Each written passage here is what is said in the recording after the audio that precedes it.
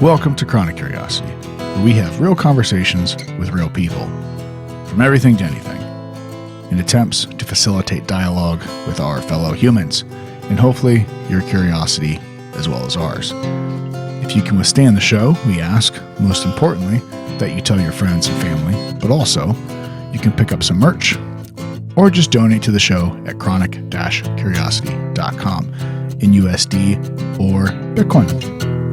If you feel so obliged, you can give us a good rating and follow on whatever podcast platform you so choose. But please feel free to reach out to us on the website or the socials, which can also be found on the website, chronic-curiosity.com. And here we go. So, yeah. It is on. We can pull it. So this just as long as this kind of floats somewhere around this area, you'll be good to go. These on or no? I always wear them because what it helps as you're talking, you can kind of hear other. Gross. Yeah, it's my voice. It's all right. Once you get into it, you don't have to wear it. Okay. You don't have to wear them if you don't want to. Easier. Yeah, it just makes it easier because you can. Oh, I hear. Everyone's like voice really cuts through. Check. Yeah, you don't realize that like when you're having a conversation. Can you turn mine up a little bit? It's like, it's super low. I think you're. It's because of your man voice, Tony. It's because you're a lumberjack You man just get voice. kicked in the balls and have a higher voice. Be better. Sam, are you alcohol free today, or can you imbibe for one? Or No, Jason's driving, so I'm fine. Oh, sweet. Snap. That's why you always have a driver everywhere you go. Always. Poor Good Jason. advice. Designated driver. Listen, I earned this. I had 2 children. I went 9 months, no alcohol, and I was his DD everywhere we went. And so for like the next, 60 years, he has to put up with that. I'm okay with that. And all's fair in love and war. do you want ice, or you just want it neat? Neat. Neat, good. There's nothing here's crazy high proof, so. Okay. But there's, let me see here. So these are all these start as these, and then they're aged in different barrels. So these are all different store picks that are aged in certain barrels. This one you can't get anymore, and it's my favorite. Or it used to be. I haven't had it for a long time. She's like, yep. It's like Roy Rogers. This in one's, bourbon. yeah.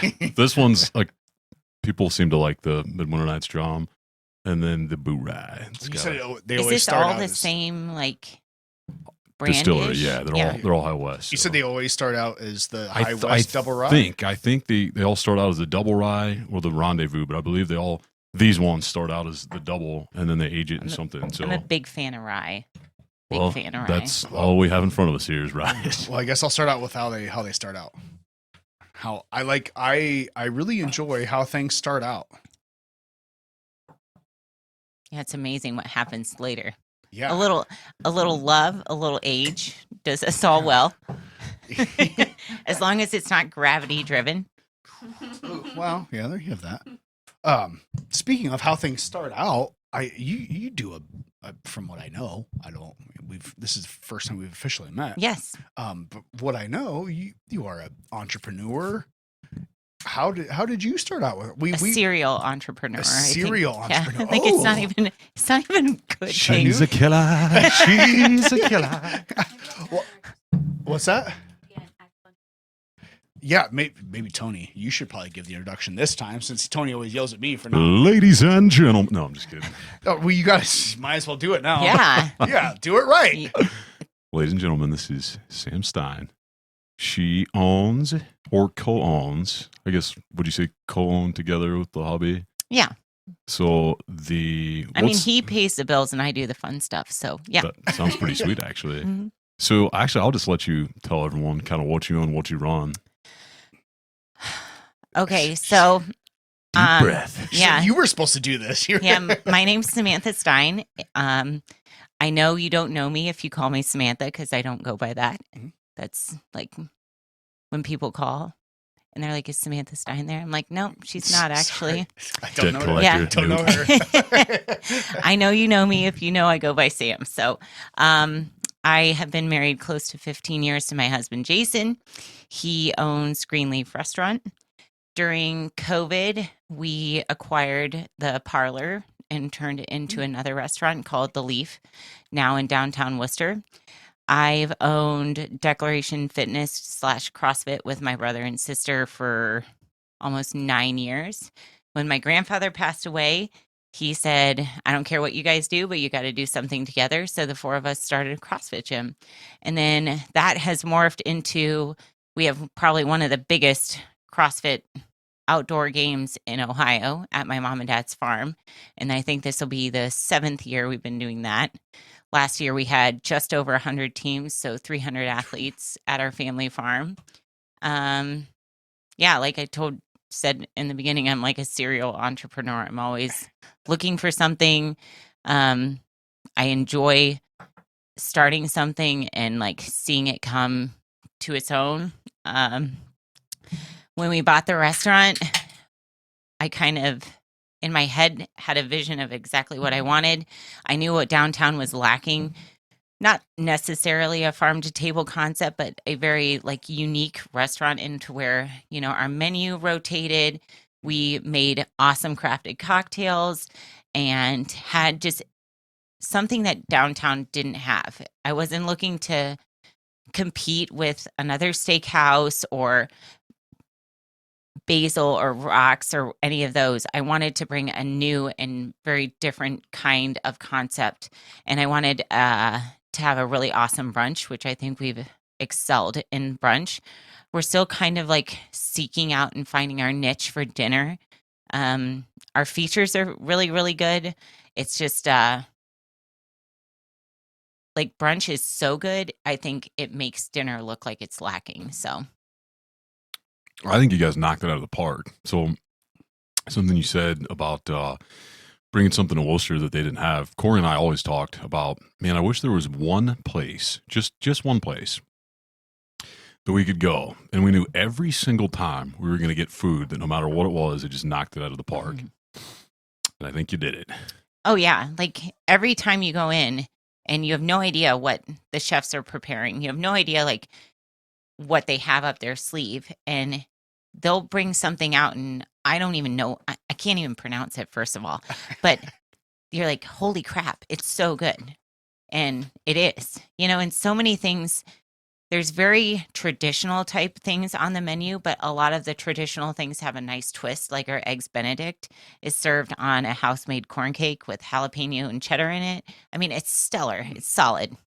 So you say you do, you try to do farm to table. How does how does that even work? It's almost impossible now. Yeah. Because I feel like there's a lot of regulations and yeah. ridiculous right. bullshit that goes on. And there is. It's really sad because it kind of like, I wanted to work with local roots and use a lot of things that they have, which we do. So our coffee is local. It's from Sure House, and they roast their bean. It's our own blend. We use Josh Sheets, who is from Local Roots, for all our hot sauce, and people love that. We are using some people for like right now ramps and mushrooms, and because like, and then we live in Ohio, so like 5-6 months out of the year there's not jack growing here. Right. Can I swear? Yeah. Oh yeah, you can say fuck all day long if you want to. It is my favorite adjective. Yes. Yeah. Verb and noun. I am here. Yeah. Again, remember noun, abrasive, adjective, verb, yes. all the things. I love anywhere it. I can input that. Yes. Yeah. Input the fuck. Hey, so that's what she said. Literally. But so from like November to almost now, you really struggle finding produce. However, now like we're working with a couple different growers of like really unique mushrooms, like things. I mean, it's crazy. You know, people are always like, "Oh, do you have anything to do with the menu?" And I'm like, "Absolutely not. I hired very good people that know what they're doing." Right. You know, and I sold my vision to them, and I said, "These are the things I want." And like, I'm an artistic person, so like, if somebody who has an artistic ability and they're like, this is pretty much a blank canvas. Do what you want with it. I just want you to stay within this concept. And they've done that, and they've excelled at it. You know, so like people come in and they're like, "Oh, hey, do you want to look at this or look at that?" I'm like, first of all, I'll go get the chef. They know what they're doing. But like Tony and Corey came to our bourbon dinner that we did with Horse Soldier. And personally, I don't think there's been better food served anywhere around here. Like, it was unbelievable. I mean, I'm trying to remember what it was like. I think you tried to kill us, Sam. Yeah, there's quite a bit of bourbon. 700 drinks later. I didn't move the next day. Sometimes you got to have those Yeah. days to remember. So it sounds like you need somebody that has like a greenhouse during the winter just to be able to grow all year long. Yeah, See, I've been talking about building a greenhouse I want a greenhouse too. or I- or some kind You of. guys are so close. You just have I to just come need in a a lot. greenhouse. No, I selfishly need a greenhouse to keep my palm trees alive. Oh, Because I tried to do that this winter, and it was an epic fail. I can understand that'd be difficult to do. Yeah, keep a palm I really tree tried alive. really hard. It was a hard winter too. Right. And it ended up being a digging alcove for my French bulldogs. And Oh no. yeah.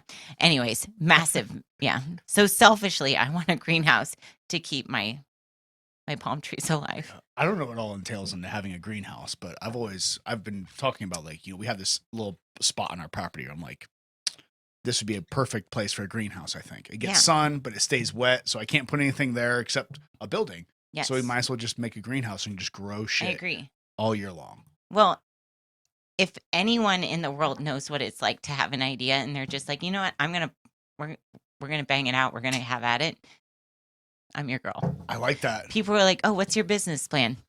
Don't fail.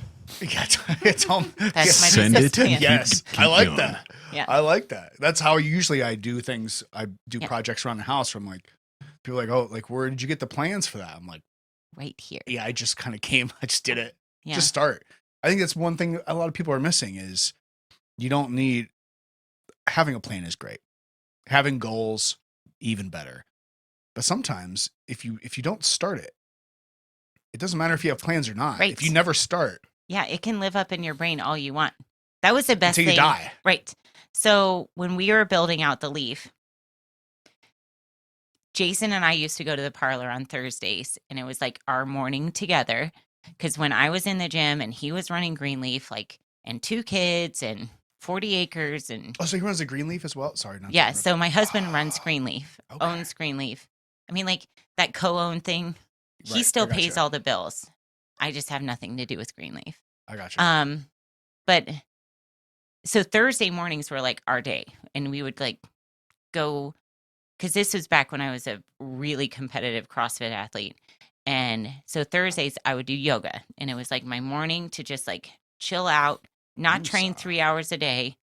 And we would go to the parlor because nobody knew us there, or at least like limited people knew us there, and we could actually have a conversation. And I would just sit in there and think about everything I could do in that building.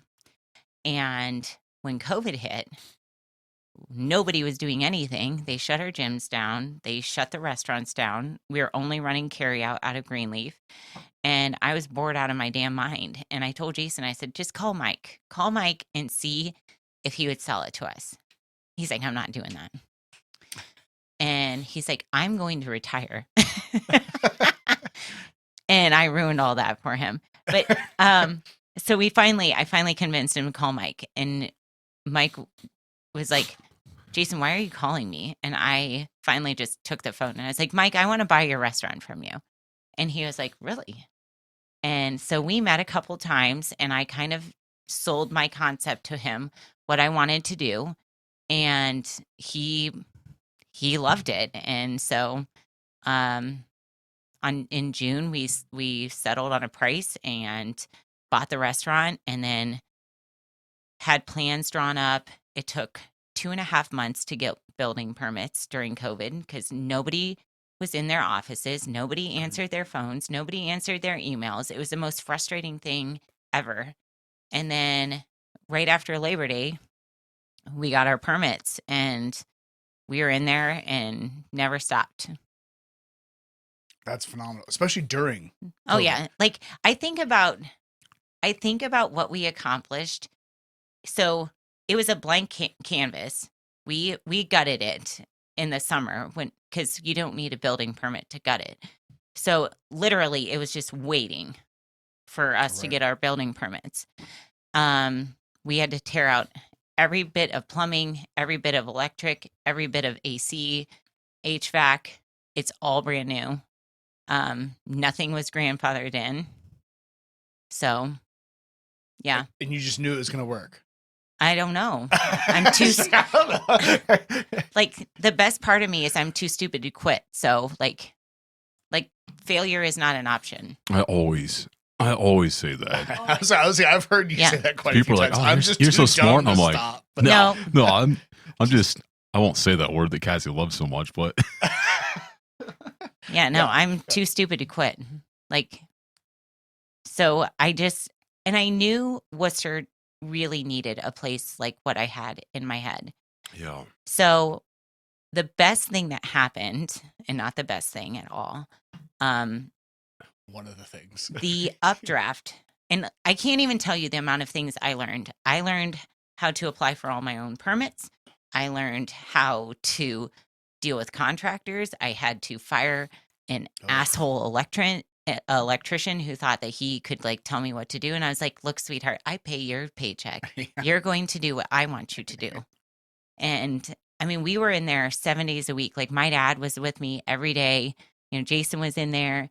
But I remember like calling my dad and being like, I want to do this, but I want to do it with you, you know, and because like my dad owned a road construction company and we worked together all through college. And I think someday when my dad's not here anymore, I can like sit back and be like, my dad did that and my dad did that. And, you know, like I have a lot of memories in there. But I mean, like we worked 7 days a week and it was a Sunday and we had all of this reclaimed wood. And the electrician, he's like, well, I'm not pushing my ladder around and blah, blah, blah, blah. And I'm not working around all your piles of wood. So on a Sunday, we went in and literally put it all up. Like all of the shiplap was up.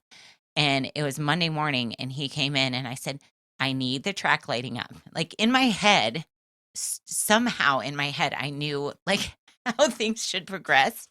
And he was like, well, that's just not on my list today. And I said, well, it's on my list today. So you're going to do it. And I was here all day yesterday with my brother and my dad and my husband. And we put all of this up. And he smarted off to me. And I was just like, this is not how it works, dude. And I don't care if you think I'm a girl. I don't think if you care what you think. Like, no, you work for me. And he smarted off again. I was like, you need to get your stuff and leave. I will find somebody to replace you. You no longer work for me. Yeah. Yeah. Oh, I know what he said. He's like, well, you don't sign my paycheck. I was like, who do you think pays you? Like, Yeah. For this job? it's this hand right here. Yeah.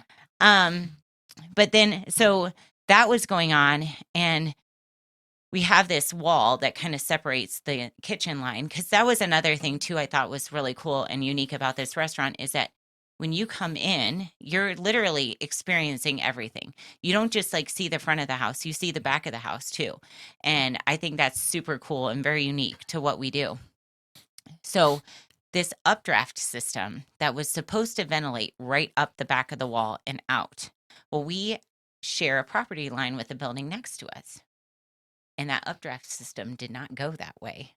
And the guy that was in to check our first plumbing inspections, he looked at it and he was like, what is that?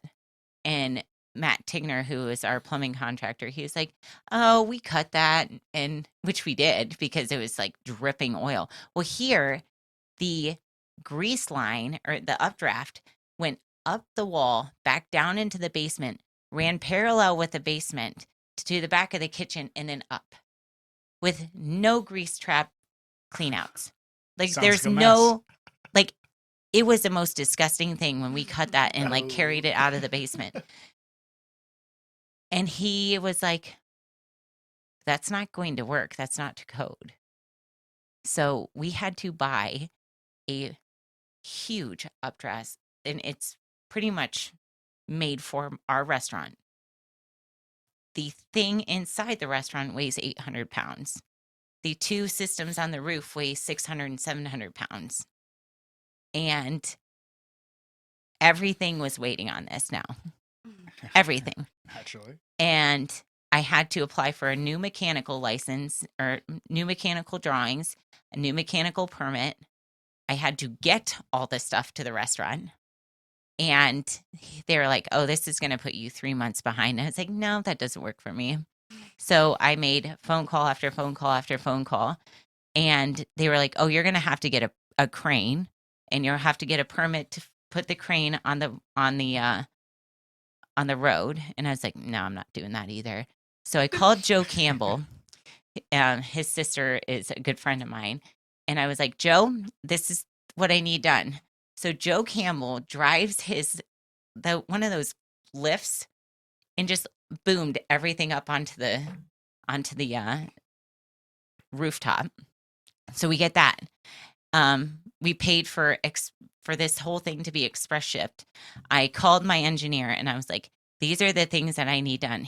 I was like, how much do I need to pay you that you have them on the desk on Monday?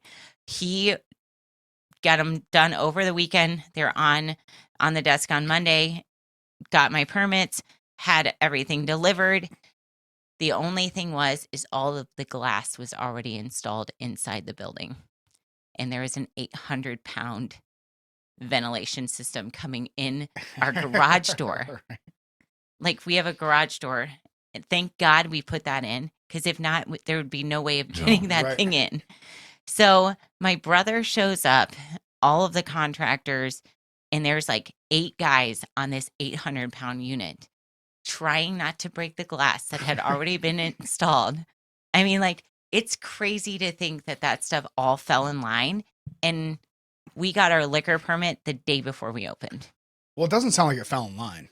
It sounds like it sounds like you made it fall in line. Yeah, it's exactly what I was going to say. But it could have easily not. Easily not. Yeah, because you let it slide. So I guess maybe that's what it is. Like, as you're telling that story, I'm in my wheels are spinning, thinking, what is it that? So you have a restaurant. You put all this work in, all the things. You bulldogged your way through. Basically, it sounds like. Where do you think that comes from? Personally, my dad. Just personally, just from my mom and dad. Yeah, I come from a family of 4, so I'm the oldest of 4, and I think, like, I tell everybody this story of my dad. So my brother Wally and I are 3 years apart. I'm the oldest, and then my brother Wally, my brother JP, and my sister Janine. And my parents heat their house almost exclusively on firewood. So my dad has like an outside, it's a heat more. And so we put up a ridiculous amount of firewood every, and I don't even know how old I am. And Wally and I are like, we're probably dicking off more than we're working. But as a child, I thought I was slaving away. Right? Yeah. And I remember my dad, Wally and I were like stacking firewood, quote unquote.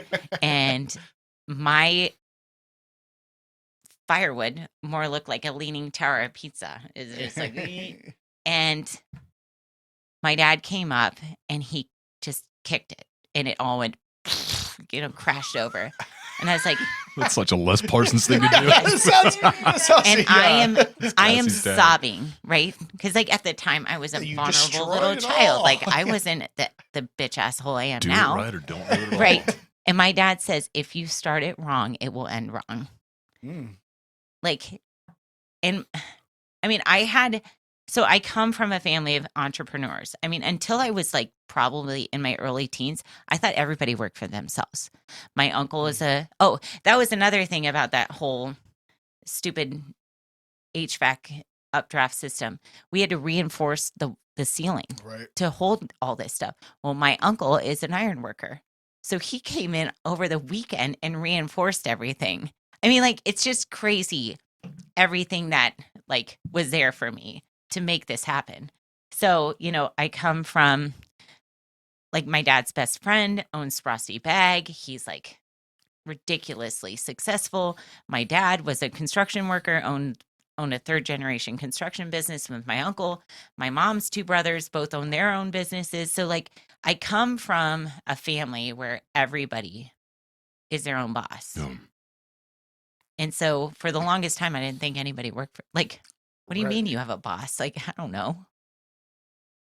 And my grandpa, both like my mom's dad and my dad's dad, obviously my dad's dad did the road construction, but my mom's dad owned his own business too. So Yeah, it's funny because I've mentioned throughout our show and all these things, like I would never be doing this.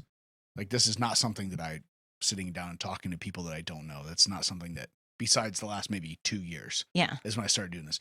And I have always said I never wanted to like run a business. Like that's not what I want to do. Is like I've never thought of myself as being an entrepreneur or any of those things. And the more and more I talk to people that do their own things and run their own things, you realize that it's a lot of work, but it's work that you do for yourself, and it's work that you're not beholden necessarily to anybody. Like you can do whatever your idea is, or all these different like you can live the life that you want to live. Like maybe it's, hey, I work 3 days a week and that's it. yeah. Or I work 7 days a week and I'm, a billionaire, whatever it is. Like, but That's lasting reward, I'd say. Not just reward, but lasting reward. But yeah, it's also like a double-edged sword in the fact that you're like, fuck, who did that? Oh, I did it. yeah, but I like that. I'm the asshole that did that. Or who did that?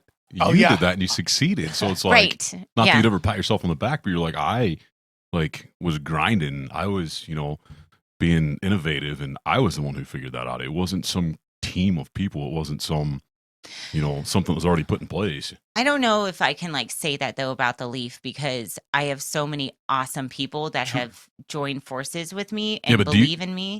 That's what I was going to say. Do you think they would have done that though if you weren't you? Oh no, like Yeah. my front of the house manager, Sam Hoffman, we're just very good family friends. And I knew he was not, he didn't feel like and I know too, that he was not appreciated where he was working at the time. And when we were going to do this, originally we were just going to open for brunch. And then when we applied for our liquor license, I was like, it's really stupid to not do all 3 courses. Yeah. And I approached him because to me, the most important thing in the entire world is if you can trust a human being with your life. Like his wife, Christy, works for us at the gym, and she's as much of a sister to me as like, we're super, super tight, but like she loves the gym like we love the gym. And her husband is very much the same. And regardless as to whether or not he had any concept of restaurant, I knew he was capable of learning it. And his value as a human being is how much I trust him and Jason trusts him. Because like nobody wants to have their entire life revolve around what they do. Like there is more to life than just working. And it was more important to me to find people of value and train them up. Like, because I don't think that our restaurant does not work like probably, if you were a GM at another restaurant and you came to the Leaf and you're like, how are you doing things? Like they'd probably look at me and laugh and be like, how is this successful? Because it's successful. Right. But like having somebody in your life that is that close to you and tied to you and knows your values as a person is worth its weight in gold. I think that's as you said it, I've never thought about it in that context. I don't remember who exactly you were talking about now, but the Sam. value of the human being. Yeah. Like, and not just, what are their capabilities at this point in time, Right. but what's their potential? What are all of these things that this person could be capable of, is capable Mhm. of, looking at somebody as the value of being a human being and encapsulating that capability into that is. I think probably my greatest attribute as a leader is being a coach and seeing and appreciating people for the things that they're good at. Like, how boring would the world be if we were all the same? And unfortunately, most of the time, like when there's any kind of disruption in your normal culture as a company, it's because people are like, well, they don't think like me. And instead, we don't sit back and think, well, why would I want them to think like me? Right. You know, like we need to appreciate people like, hey, this is what they bring to the table. And this is what this person brings to the table. And knowing like we all have our own attributes. And like I was a Division I soccer player. So I played on a team concept my whole life. And not everybody on that team had a great first touch or was a great ball distributor or had a great shot or, you know, like on a team, everybody plays their own roles. And a business is essentially exactly the same way. So, you know, like in the restaurant business, it's you have the front of the house, you have the back of the house, you have your prep cooks, you have your line cooks, you have your chefs, you have your bartenders, you have your master bartender, you have your host, you have your busser. And I think where so many businesses go very askewed is the fact that they don't appreciate each person where they're at. Like if you have a shitty host and they don't smile and they don't welcome people in, like, no, you're not just a host. You're the first impression of when somebody walks in that door. Your job is to make them feel like this is their home away from home. Yeah. And that's our mantra. Like that, when you walk in my restaurant, I want you to be like, wow, this is comfortable. Wow, I feel really at ease. You know, like when you come in, it's my job and my staff's job to feel like all the hard work's done. I can just relax. And that starts with the host. Right. But if you go Face. to another restaurant, they're like, oh, who's the host? That every person has value. And that has to be portrayed. Yeah, it's funny as you're talking about it again. Like you think when you walk into someplace, it's, you know, a lot of people look at a salesman in a sense as a negative connotation, right? Of someone that has the smile on all the time and has the personality on. Like some people are just like that. Some people. My mother is that way. Yeah, but that's She's the person. A ray of sunshine. Which every and sometimes it's like day. Could you fucking rain for a second, nope. please? She says it with like just a hint of like annoyance. Yeah, no, I literally. get it. My mother is the happiest human being you will ever meet in your life.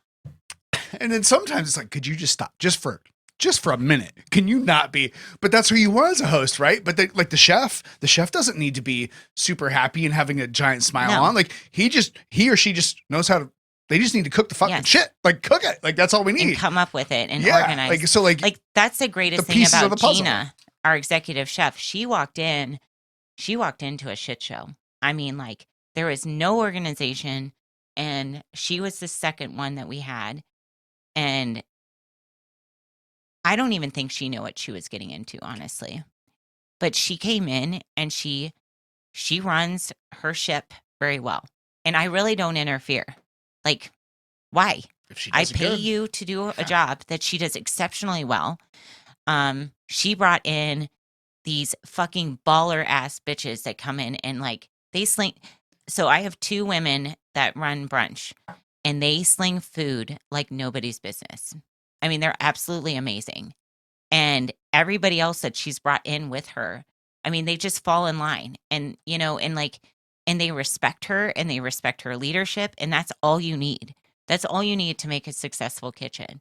And, you know, again, there's always curveballs that are thrown that you have to like field from left field and kind of like put people back into the groove. But like, I think too, my front of the house, I have at least 7 or 8 staff members that have been there since the doors open. And that was almost a year and a half ago. And we're an 80, 90 seat restaurant. Like that's impressive, you know? So. It's phenomenal. How does, because I know we're semi short on time for as far as we go, because sometimes we'll go for like 3+ hours. So, but we'll be around 2. Don't worry. There's if we're going for round 2, let's just cover all of the main bases. Okay. Bases. Bases. Bases. I want to wear. I don't know. Sometimes I overthink things. It's okay. Let's say the proof wasn't that high on these. I was going to say maybe I've you only need had more one. bourbon. Maybe. It's He just has not been it. out Yeah. in I the need sun more. all I day have been. since Yeah, early I've been. this morning. Yeah, I've been. I'll give you that. How does so just so we can get to know Sam, how does the fitness piece fit into your life and everything? Because obviously we have the entrepreneur and your family. Oh, It looks God, like everything's now? tied in. Because obviously if you're owning It all and is helping run tied a in gym, still. Yeah, how does Yes. that all? So, again, I'm one of 4. 3 of us play Division I soccer. That's actually how I met Tony. I forgot you were a little soccer man, soccer guys. I'll just drink more bourbon. I'll shut up now. You go ahead and talk. I mean, how pregnant was I Could when you say that any less denigrating there? No, probably not. Just call me a fag. No, that's not. I forgot that you had quick feet. Thank you, Fred. I love you. So, oh God, where do I start? Okay. So fitness and being fit. Yeah. And like just overall healthy lifestyle, I would say started from my mom and dad. Like my dad always said that work was unglorified sport. Think about that. This is also a man that worked 90 hours a week. So, Wow. yeah. But I think, okay, so remember that work is unglorified sport. I'll bring that back into the picture. So my mom, because my dad worked so much, my mom was a stay-at-home mom. We lived on 100 acres, and it used to be a Christmas tree farm. And then we slowly got out of that because we were all playing so much soccer. It was like ridiculous. We played soccer all year round, traveled all over the states, and yeah, like that was our life. So to be fit, right? And like I think competitiveness is just something that is just ingrained in your soul. Like I love to be first. I love beating people. I love the pain that comes from beating people. Like I love the push of making myself so uncomfortable. So, like fitness, it goes hand in hand with soccer. And fitness wins games. So if you're the most fit at the end of the day, you're probably going to win the game. And so, I mean, so I'm 6 years older than my brother JP, and I'm 8 years older than my sister. So even when I was done playing, I would train with them. Like I would do all of their summer work with them and all of that. And when soccer was over for me, I felt like my whole life just like ended. Like all of my competitiveness was, my outlet to be competitive was gone. And when you're as sickly driven to that as I am, like when I worked for my dad, I would wake up at 3 a.m. I would go out and do my workouts. I'd go to work at 6 a.m. and I'd work till whenever, but like working for my dad allowed me to not ever have to have a job during school because I made so much money with my dad. I didn't have to work. So, I mean, like I could just concentrate on school and soccer. And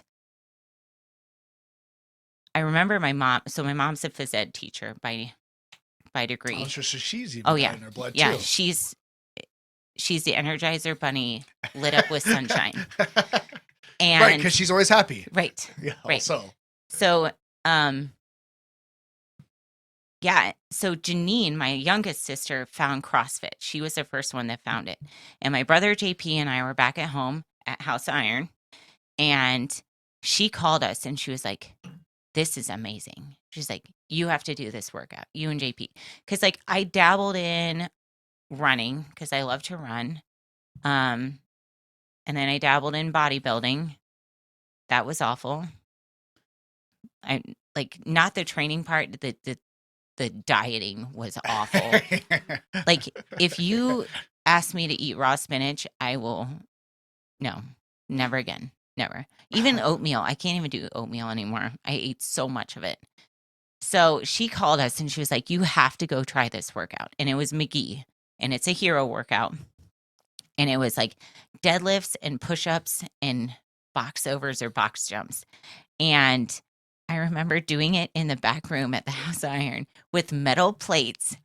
And I've never been destroyed more in my life than that workout. Mm-hmm. And it was so awesome. We did it 3 days later. JP and I did it. And I mean, and so we just totally fell in love with the physical push of CrossFit. Mm-hmm. So then we started researching it and YouTubing it. And that's when the games were at the ranch. And that's where we started coming up with survival games that we do now at Mom and Dad's farm. So, I mean, all of this is so intertwined. But I think even though I'm not the masters athlete I was, at one point I was 13th in the world in masters. Okay. I was crazy fit. But even now, it's I train because I want to live, and we used to joke about it at the gym, well, what are you training for? I'm training for life, bitches. Yeah. That's what I'm training for, and I think that so many people, especially Americans, we don't understand the wealth that health is. Mm-hmm. Okay. So if you lose your health, you literally have nothing. Yeah. And the only person responsible for that is yourself, which we also don't like to take responsibility. Personal right? responsibility? Yeah. What? Yeah. It's almost choke-worthy. Yeah. But I know for me, I need it. I'm a better wife. I'm a better mother. I'm a better everything because I work out. This morning, I woke up, I worked out, I went to work. And it's just something that we need. And if I can be that positive role model for my kids and other people who know me, we run 3 businesses and I still make time to work out every day. It has to happen. And you have to value yourself and your body more than anything else, because the day it's gone, you'll wish you put that time into it. Right. Well, it's how many people at the end of their life, get to the point where they go, well, you know what? I wish I would have, I wish I would have done more accounting, or I wish I would have worked harder. The physical aspect of it, we often lose, especially like you said here in America. And I'll even say myself, once I hit about 30, because I used to be really big into bodybuilding. But the diet was always, so I was like, it's awful. I'm going to be a power lifter / bodybuilder. I want to be really strong and kind of look okay. But the CrossFit I've done one CrossFit competition, and it was possibly one of the worst experiences of my life because it just trashes you. Mm-hmm. And it's okay, I get it. This is you literally have to be slightly fucked in the mind. Because my husband hates it. He works out because he knows he should. Okay. And he works out with me because if he doesn't work out with me, he won't do it. But if you ask Jason to go compete, he'd be like, mm-mm. Do you talk shit to him? All the time. Yes. All the time. I can't imagine it. She wouldn't. So the first time I saw you was, I don't even know where it was. I walked in, I had just started CrossFit, and I was watching some friends that I had made in the gym. And I walk in. I don't think you were with me. I think I went by myself. And I was like, just experiencing the, watching. People were warming up. And I was like, who the fuck are those people? And they're like, oh, it's the Lidls. And I'm like, that means absolutely nothing to me. I'm like, they're like, oh, they own, Declaration CrossFit or whatever. And I'm like, that still doesn't mean anything to me. And they're like, oh, just watch. They're badass. And, they said it, and it wasn't a jealousy thing, oh, those are the Lidls. It was oh, we have so much mad respect for these people. They weren't even putting themselves on the same playing field as you. And I'm sure they were in the RX competition. Yeah. But it was, and then I saw your brother, JP.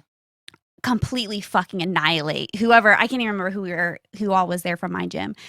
And I was like, oh. He's been to the games. I'm like, oh my God. And at this point, I'm still trying to even grasp what CrossFit is and what all it entails. And I just was like, oh, now I know what they mean by oh, those are the Lidls. I'm like, I don't even know what that means. So when we started the gym and we found CrossFit, they had a team competition, and like we were like, we could do this together. So my personal, like, I might get choked up about this, but my personal most like gratifying athletic experience was making regionals with my brother and sister. Like, That's pretty awesome. yeah, That is pretty awesome. to be out there with them. And then another one of our very good friends, Joel, he was our second guy. But like, I like just the time I had with them. I mean, I can't even remember how much we were training. Probably 4 hours a day some days, but like that is time that I will never ever have back. And I think that's something that we don't grasp enough in our youth. And like I say that like I'm super old, but I appreciate that time with them. And our other brother was literally getting ready to deploy, and somehow he had leave the weekend that we competed. So he flew into Nashville to watch us compete. And if you know my brother Wally is 6'5" and he's 270 pounds. Like, he's a freak of nature. But like, I remember him like crawling over the rail, like screaming at us, like those, and to people that don't get it, like whatever, but like, I'm the soppy, mopey person that like watches the Olympics, and like you see what those people go through, and like my heart feels it. Like, cause like, not that I'm an Olympian, because I'm not even close to that, but I have trained hard for things. But to do that with my brother and sister was just, it was something that you can't even put a price tag on it. Like, it was so awesome. I think it's something that a lot of people, and I'm maybe assuming here, we all know what that ends up being, but You're an ass when you assume. yeah, but I think I'm going to go ahead and do it because I'm okay with being an ass. When understanding the amount of work and effort that somebody puts in and having those people show up for you, and like I said, I've done one CrossFit competition, and it gave me a lot of respect for those athletes and for the people that do that. But even then, even during that, when I with the third workout, because I did an RX team competition, which was a terrible idea. It was terrible. It didn't go bad. Who convinced you to do this? Craig, no Letty. After what, maybe 5 weeks of you coming to the CrossFit gym, twice a week? I practiced CrossFit for, it was at most 8 weeks. Because like I was like a bodybuilder powerlifter. That's mean. Yeah, but it was fine. I appreciate him for it. Craig played right into Fred. He was like, he sure did. "Oh, you're a powerlifter, you bodybuild. Well, you could probably do a CrossFit competition then. Like you could probably do it." You can ask Craig about doing Winter Wadland at the gym. So you always like throw a bone out, right? Like, oh, we'll throw a heavy bench out. We'll see what asshole decides to think, oh, I'm going to do this competition because I'm going to 1MR my bench press. Yeah. Meanwhile, you don't understand all the stuff that you have to do to get to that bench press. So perfect. It fits in perfect. So it ended up being literally the last piece of the last third workout was 1 rep max of, I think it was a clean and jerk. Yeah. Was it? Oh, it was overhead press. So I'm like, yeah. You're chomping at the bit. Yeah, like that's my gig, right? I'm gonna crush this. Yeah, I'm gonna fucking destroy this. Like I'm gonna put up, like you had to pick it up. It was a clean and press, but it was like one, like I'm like, I think it might have even been like a jerk press, whatever it was. Either way, but I'm like, yeah, like you're 300 plus, easy. Yeah, sign me up. What you don't know is that your heart rate the entire time we were doing box jumps, snatch cleans. Snatch squatches. Squat snatches. That's fucking Craig. You're talking Craig again, yeah. Sam Squanch. No, it was snatch squats, snatches. Yes, whatever it is. But it's like, so we're doing those, we're Yeah. doing pull-ups and all the things. I get to that Trust last me, I've part. been there. Yeah, and I'm like, I ended up laying. So we had to do the third workout was you did this workout. It was a team synchronized workout, and then whatever time you had left, your entire team Right. had the time to Right. get your 1 rep max of this this clean and jerk, whatever it was. It was overhead, whatever. Well, by that point, my legs just done. Like they're out. I was laying on the ground, but I had a brother-in-law, Corey. Get the fuck up, you fucking pussy! Let's go! And I'm like, I can't move. Like I was laying on the ground, just like my legs just not working. I'm like trying to move. I'm like, you don't understand what's going on right now. My legs stopped. Like I am temporarily Oh yeah. waist down paralyzed. Oh yeah. I ended up, I was like, you know what? I recovered. I had a couple minutes left. And I was like, all right, 225. Like I can do 225 in my sleep. Couldn't even get it up to my chest. I'm like, maybe 130. I barely got 135. So I was like, yeah, that's the last time I did an RX CrossFit competition. But it really goes to show like those people that do that stuff. It's like, wow, like Oh, yeah. the amount of work and effort and conditioning and the determination that you have to do. Cause like even preparing for that, I was throwing up during workouts. It's like, this is fucking terrible. Why am I doing this? Because I told Craig I would. But other than that, like, Yeah. this is terrible, but it's So awesome all at the same time. It is. So going back to like soccer, right? And how I said how everybody on the team has their thing that they're great at. Yeah. And you play to that person's strengths. So in CrossFit, the hardest thing for me mentally was the fact that I couldn't hide from anything that I was weak at. Now, go backwards, right? I have an engine like nobody's business, but I am weak as fuck. So I spent an entire summer, all I did was lift. I did not do a single thing to get my heart rate up. Like I lifted and lifted and lifted and lifted and lifted.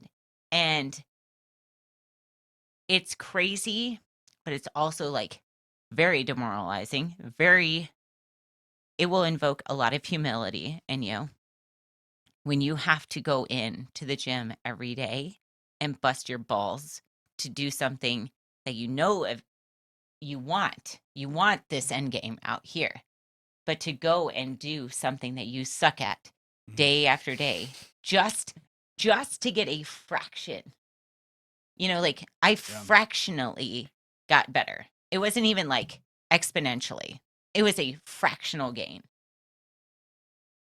But I think like that stick-to-itiveness, is that a word? It is for me. Okay. But that,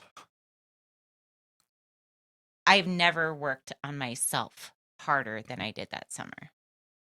And like forcing myself to bench, forcing myself to back squat, front squat, overhead press, like all of those things. All I wanted to do was go in and annihilate a burpee box over wall ball workout. That's all I wanted to do. I just want to vomit thinking about that. Like, I mean, like if you give me a workout with deadlifts, burpees, box jumps, running, I mean, I will not now. I mean, like I will annihilate it. But like you throw in a 1 rep max, I'm like sobbing in the corner.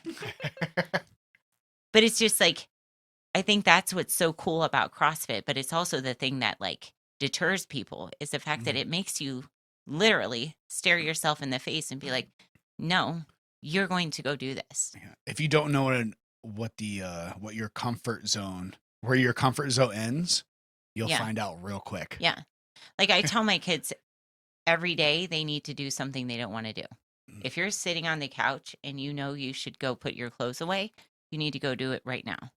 Because it's conditioning your mind to do things that you don't want to do. And successful people do things that they don't want to do multiple times a day.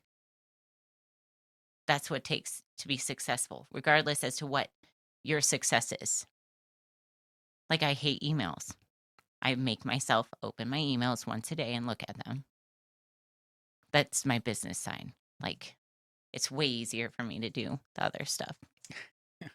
I think there's not much better advice that you can give, I think, to people in general is just do something every day that you don't want to do. That you Yeah. don't want to do. Yeah. Like, I mean, even before I sit down at night or whatever it is, it's like if there's dishes in the sink, do them. Just do them now. Like, who the fuck wants to wake up to dishes in the sink?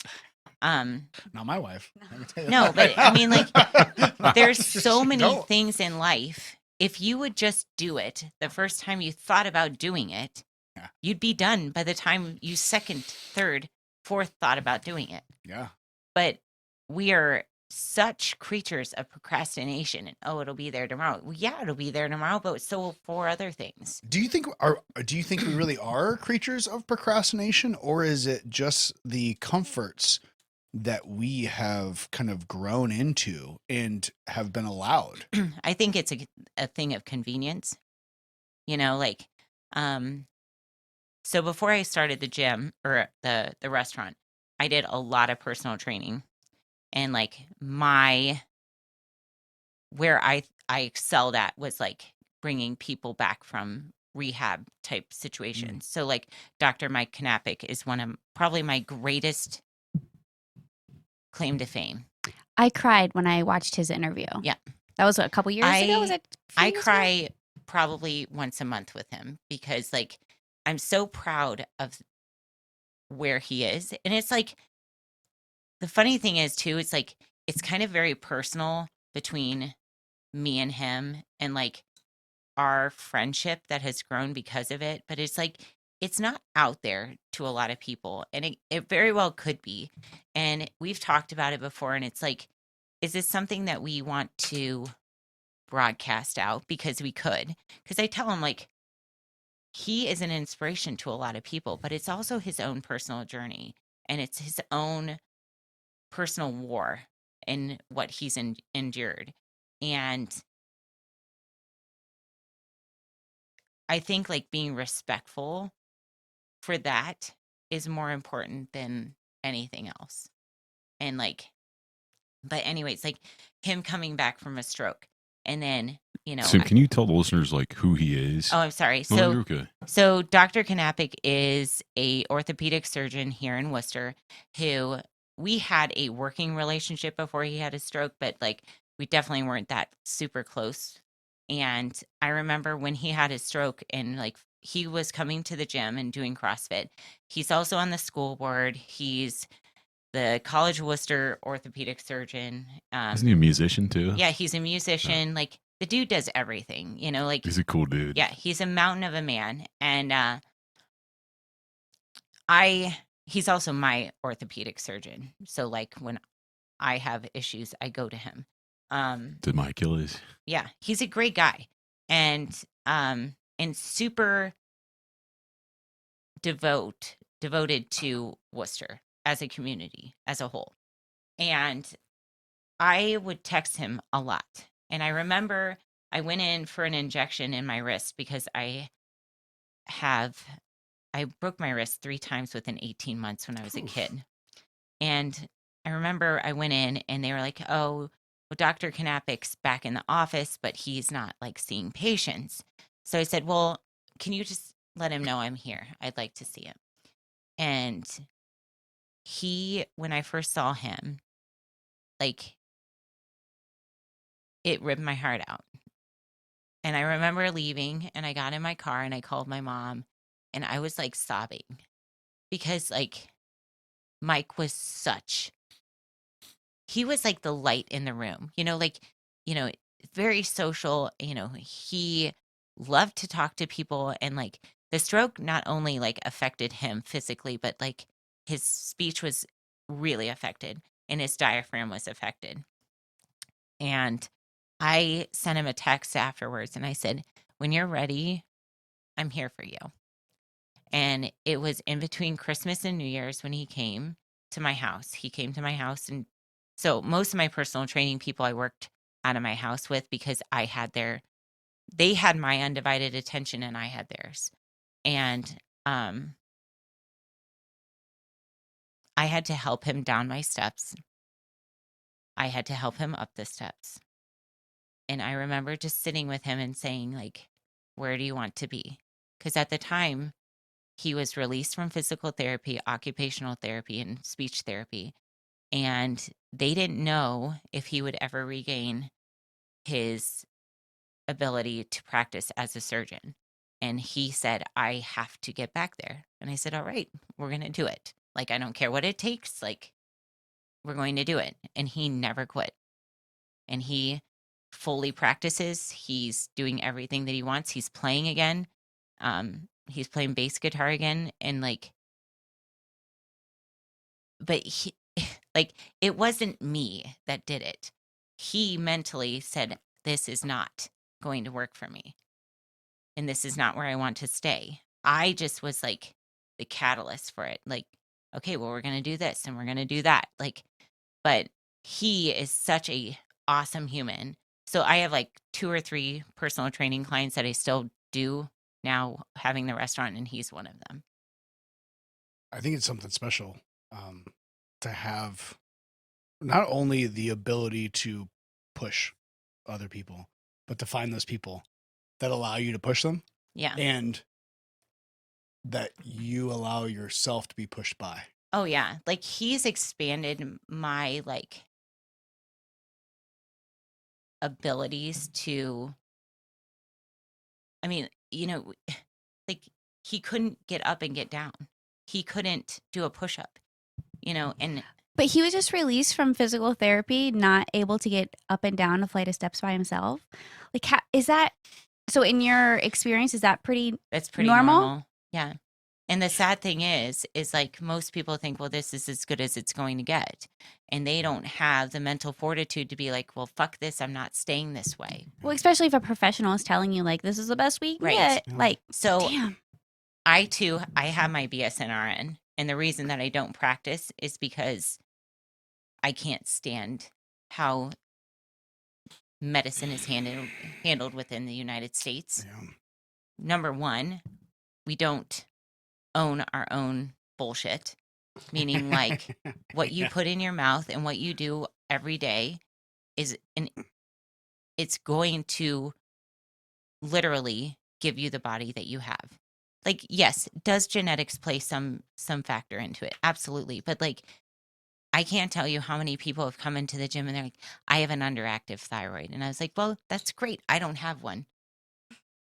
And I don't. It was taken out when I was in 3rd grade. But like, when I say that to somebody and they look at me, it takes your excuses away, right? But like, your limiting factor is you. It's not your situation. Your limiting factor is what you do on a daily basis, what you allow your brain to think. If this is where you want to be, that's where you're going to be. If that's not where you want to be and you want to do something and change it, and you are willing to put the work into it, you'll probably make it happen. But like, the excuse atmosphere of what we allow our minds to tell us, oh, well, it's easier to sit on your couch and watch Netflix. Absolutely. Like, I've gone so far. I have a client that was so addicted to their phone, I put a child lock on it. That's not a bad route, you know. But like, just to prove to him how addicted he was to his phone. Oh yeah, because when you are faced with your own issues and like there's no way around them, when you have to like, swallow your own bullshit, it tastes really bad. Yeah.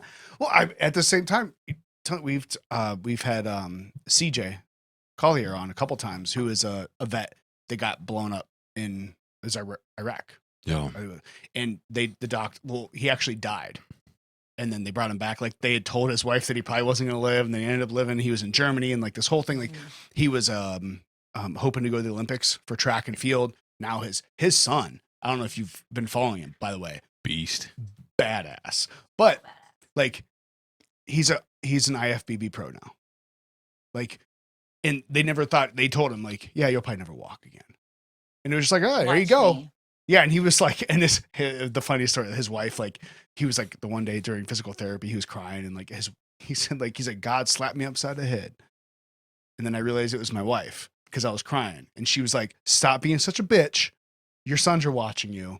You got to get up and you got to do this. And now he's Like, just so like you realize how strong we can be. You know, these human little minds We and souls have can no be. idea. Yeah. Most people never even tap into even a portion of that. And that's pathetic. You know, and like, I'm a Christian. And so, I mean, the fact that we are made in his image and that, like, this is it. Why not be the best that you can be? There's no reason not to be. No. You know, and it's just like the amount of excuses that we can have for ourselves it's incredible. And it's also pathetic. Just calling them out, Tone. Thank God. Incredible and pathetic all at the same time. Thank God there's still some people that are energized and dangerous and not making up excuses and have accountability and responsibility. And So I think so we should always, like, our next generation, right? We should raise them up the way that, like, we see fit. And I did not have this mentality at a young age. Like, I was very meek and I was very, like,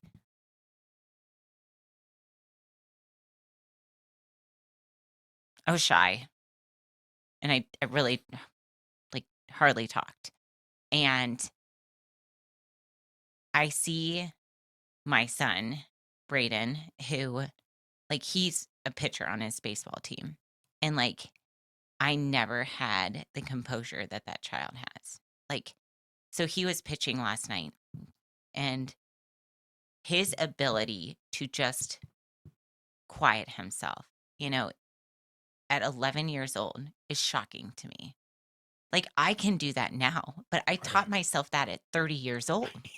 He's fucking 11. Yeah. And, like, I think the greatest thing that happens to us as parents is the fact that we get to see our children. And, you know, like, he listens to me, and I do a lot of mindset stuff, or at least I used to, you know, with the gym.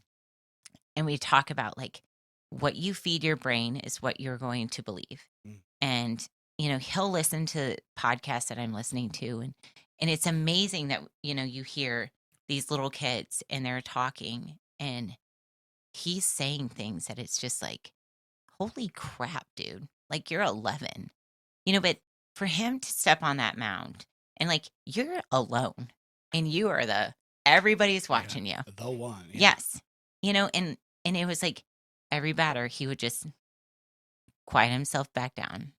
But, like, parenting is probably your greatest joy and your greatest nemesis. Mhm. Like, you know, and we need to understand too, is as parents, it's our responsibility to make sure that our kids are better than we were.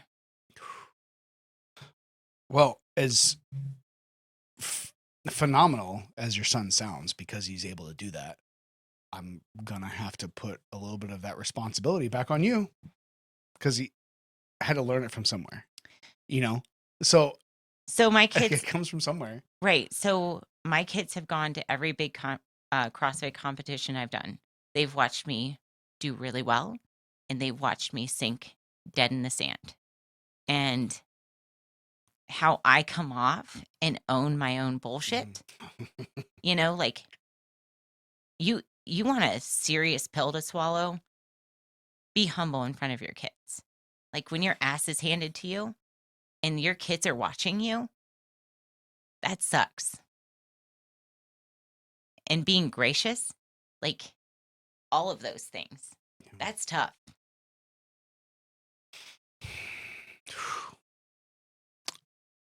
I can't think of much better way to end this, because I know you have to get going too.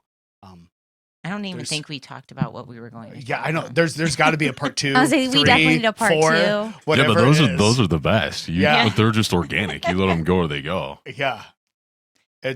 So, like, when I used to do mindset stuff with the gym, and because mindset's everything. Like, if you can change what's happening above your eyebrows, you're going to change your life. Mm. But everything that you do and you don't change what's going above your eyebrows, it's just a snippet. you see like the people that lose 60 pounds on whatever X, Y, and Z fad bullshit diet is out there. Like they're not addressing the root of the problem, right? And it's not just weight loss. It's not just like say you were abused, say you were an addict. To understand the why as to how you got there is everything. That's everything. Yeah. That first step. Yeah. You got to recognize it. Yeah. To deal with it. Do you get to take that? But yeah, this was fun. I don't know if anybody will enjoy it, but it was fun. Yeah. They'll definitely be around too. Yeah, absolutely. For sure. I feel like her and Goggins would be just jogging next to each other. Just stay hard, motherfuckers. I do love that book. I know you do. Yeah. I've never talked about that, but I'm like, oh yeah. Yeah. I did attempt a 100-miler female before. Goggins over here. Did you? Yes, I did. And I will. So like a Ironman is on my bucket list. 100-miler is on my bucket I was list. saying, when's the next one? Because I know you're going to do it again until you. So I feel like we till got to you hook her up complete with it. Andy. Yeah. Yeah. Because So- I know he's planning on doing 100 miles. So He I did a was, 100 like, miler. Oh, yeah, he did, but he's projectile planning on doing it again. vomiting Yeah. at a mile marker, and they were like, "You're not allowed going anymore." No. But I didn't practice eating. Like when Oh, you're yeah. running. I thought you were saying I didn't practice. I'm like, Yeah. I mean, Yeah, I- well, we had Andy was on, and he had done his first 100 miler last year, and he talked about like it's just like it's almost so much more the planning and It being is. able to like set up for Yep. all along the way.